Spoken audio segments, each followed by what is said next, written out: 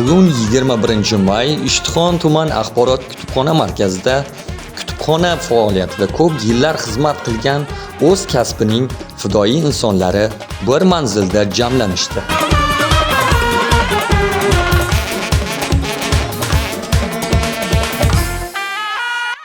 Tadbir ko'tarinki kayfiyatda boshlandi.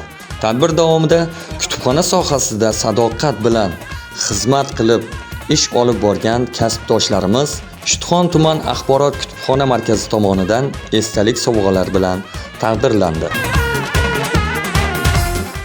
Tadbirimiz so'ngida tashrif buyurgan mehmonlarni bir piyola choy ustida suhbatga taklif qilishdi.